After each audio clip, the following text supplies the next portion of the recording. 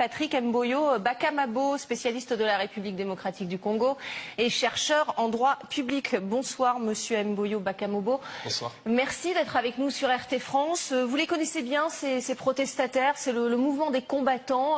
Justement, quel est leur combat et pourquoi ces manifestations précisément ce soir? J'aimerais d'abord commencer par préciser que je regrette toute la violence qui a été enregistrée aujourd'hui et que c'est quelque chose que je déplore, que je condamne fermement. Mais j'aimerais pouvoir expliquer à vos téléspectateurs pour qu'ils puissent comprendre pourquoi cela se passe-t-il aujourd'hui. Ça fait 9 ans que ce mouvement est apparu, c'était exactement en novembre 2011 que ce mouvement qu'on appelle aujourd'hui le mouvement des combattants a vu le jour. C'était justement pour bloquer un concert à l'époque d'une star de la musique congolaise, Papa Wemba, et d'une autre star congolaise, Werrason, à Paris, à l'Élysée Montmartre à l'époque. Pourquoi ce mouvement a-t-il été lancé? Puisque pendant des années, la musique congolaise a dominé la scène parisienne. Il y avait des groupes de musiciens qui venaient du Congo, 4-5 par année pour jouer, remplissaient toutes les grandes salles de Paris.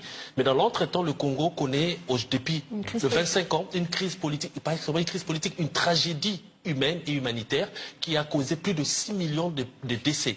C'est le pays qui a connu la plus grosse perte humaine depuis la Seconde Guerre mondiale. Et du coup, les Congolais de Paris et de l'Europe se sont ressaisis. On dit, nous ne pouvons pas continuer à danser à Paris pendant qu'on tue chez nous, on viole au Congo. Ça, c'est récent, le fait de dire on ne peut plus danser à Paris quand on massacre chez nous? C'est en 2011 que le mouvement, en fait, ça a commencé plus tôt à Londres, en Grande-Bretagne. La Grande-Bretagne, c'était le premier pays où la communauté congolaise a boycotté les concerts. C'était déjà en 2008 et à Paris, le mouvement a pris en 2011 et toute l'Europe a suivi derrière. Alors, ce qui se passe aujourd'hui, c'est en réalité un message qui vient d'une forte frustration. J'ai bien dit dans mon propos liminaire que je condamne la violence. Mais je veux que les gens comprennent d'où vient cette violence. Elle vient d'une frustration, d'un sentiment d'humiliation que les Congolais ressentent en pensant que, comme s'ils n'étaient pas des êtres humains. 6 millions de Congolais sont morts. Personne ne cherche à résoudre ce problème et le Congo continue à sombrer encore dans la violence jusqu'aujourd'hui.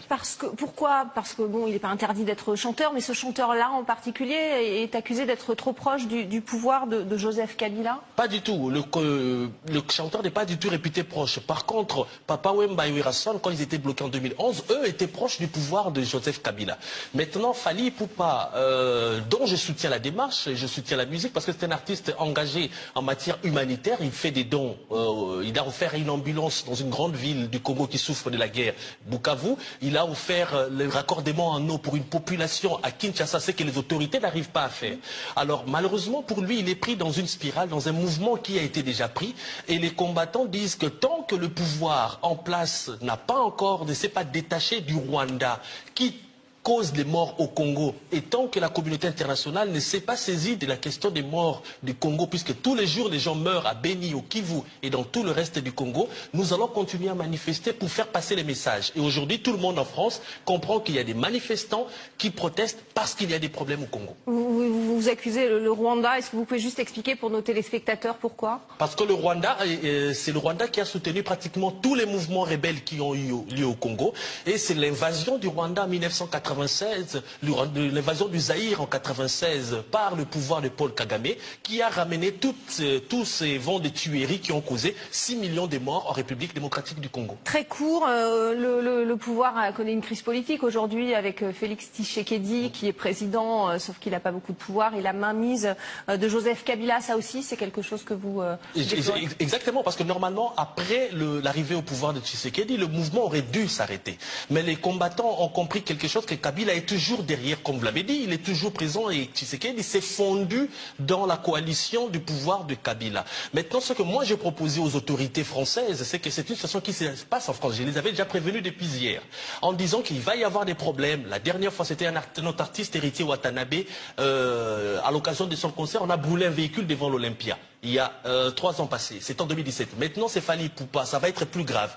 Pensez à nous aider à réorganiser un dialogue entre les artistes et les combattants, parce qu'il faut leur trouver une porte de sortie par le haut, ainsi les artistes pourront travailler librement. Vous faites un appel au gouvernement français pour faire ça? Exactement, parce qu'aujourd'hui, au lieu de mobiliser les forces de l'ordre, comme ils l'ont fait aujourd'hui, ça coûte de l'argent. Faire évacuer la gare des Lions, c'est une perte pour l'économie française. Le mobilier urbain a été détruit.